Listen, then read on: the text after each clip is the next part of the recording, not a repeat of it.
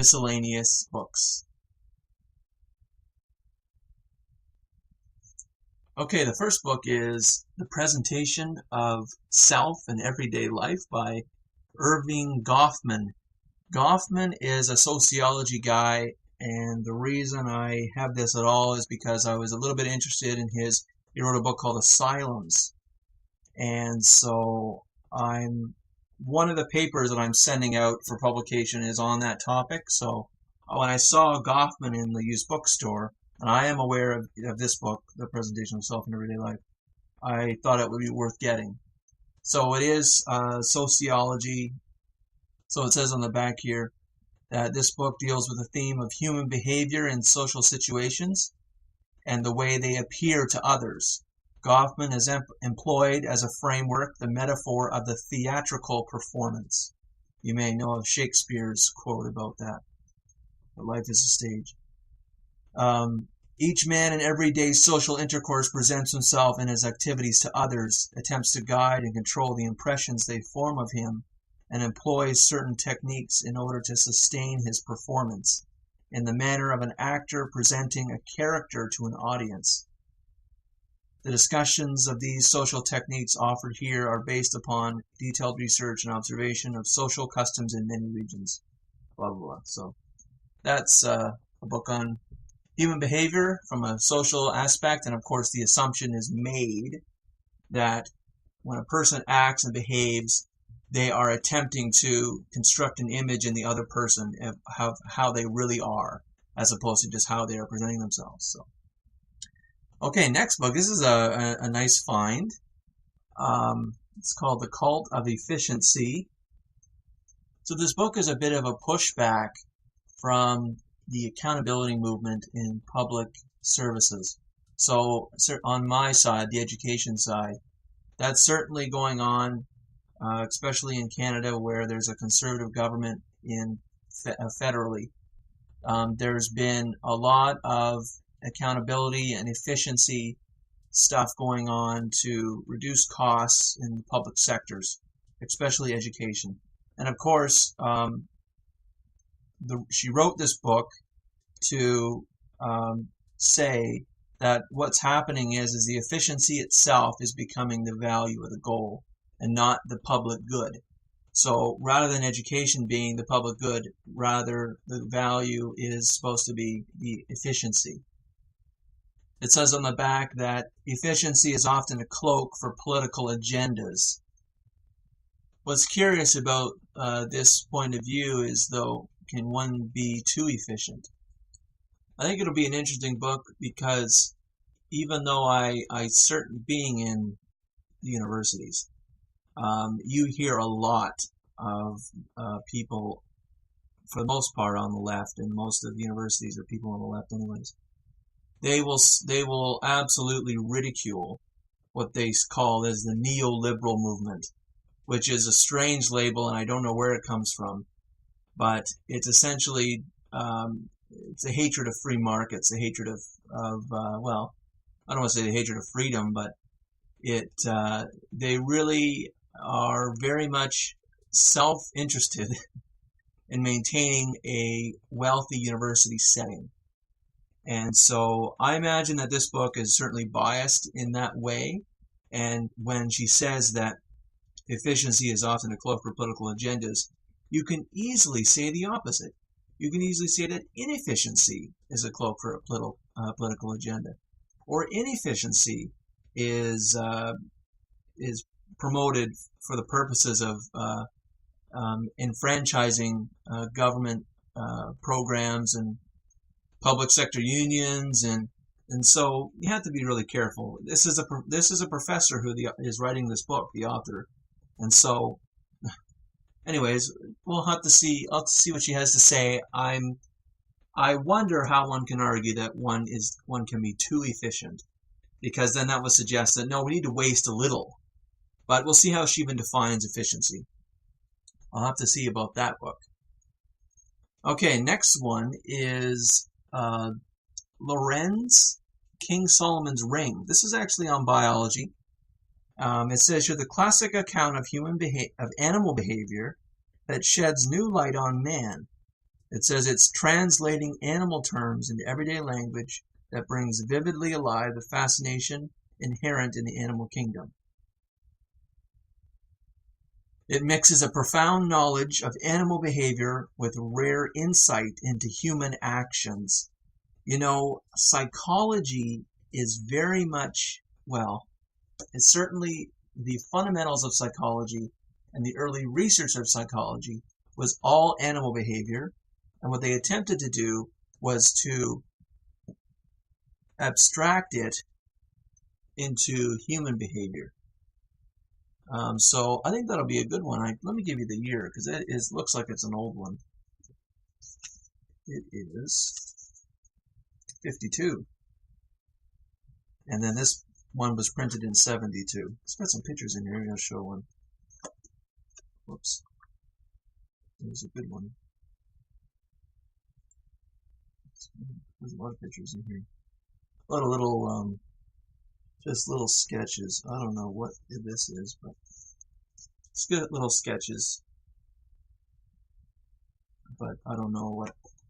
Don't ask me what that's from or for. Here's a classic, although not really well known. Bertrand Russell has Man a Future. This is actually written in the 50s. And he talks a little bit about nuclear warfare. Let me just see the authors, or I mean, when it was written. 61. 61. So he's talking about civil disobedience. It says here that he wrote this when he was 89, and talking about political disobedience, and also that this book was urged for the continuance of the human race. With the threat of nuclear warfare, his solution is one world government. Wow, I'll have to see about that. I'll have to see what the arguments are for that. Now, the UN is becoming a world government.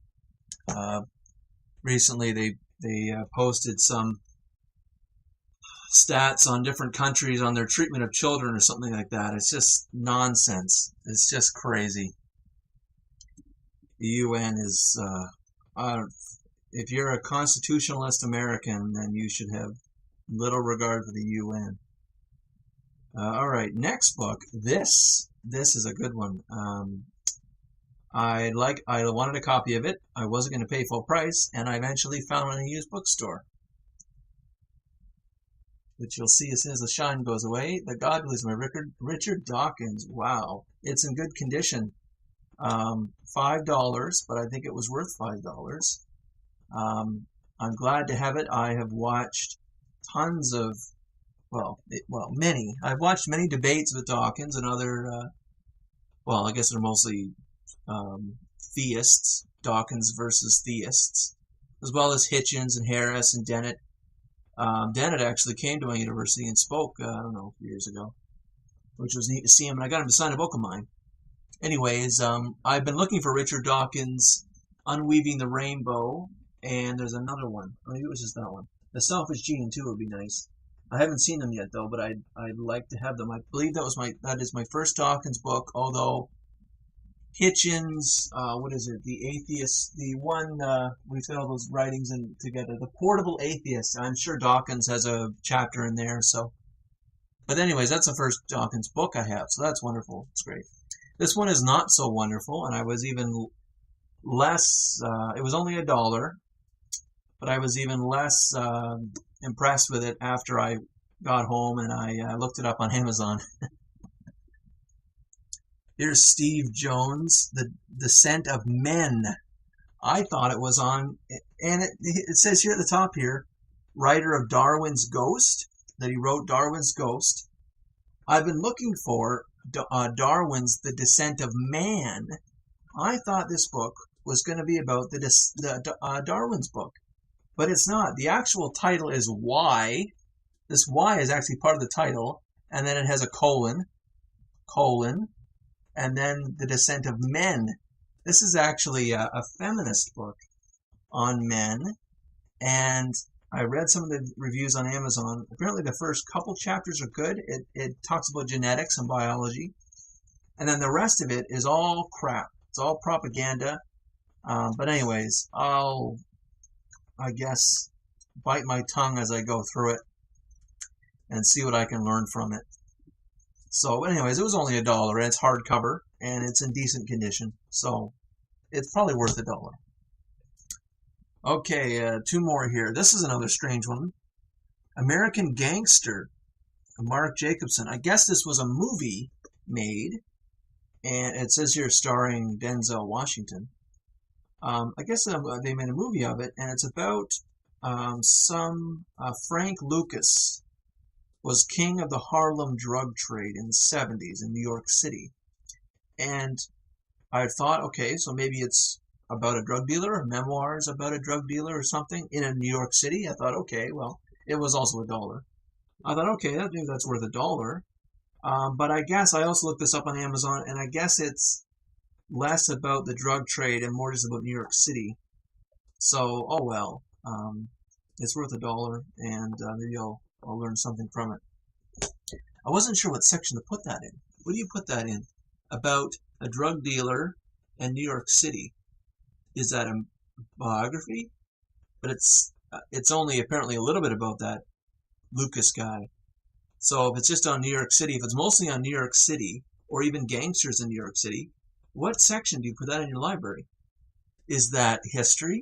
Is that politics? Is that... I don't have a section for that, so I don't know where I'm going to put that. Oh well. Okay, last one. This is a nice find. A.C. Grayling's The Mystery of Things. You may know A.C. Grayling. He is part of the atheist movement, a lesser-known one with the Four Horsemen. He also has a book called The Good Book out, which I got from my library and looked through, and it's actually pretty neat, and it'd be nice to own that. I'm just waiting to see it, I guess, or I don't know, or maybe I'll break down and buy it eventually on Amazon.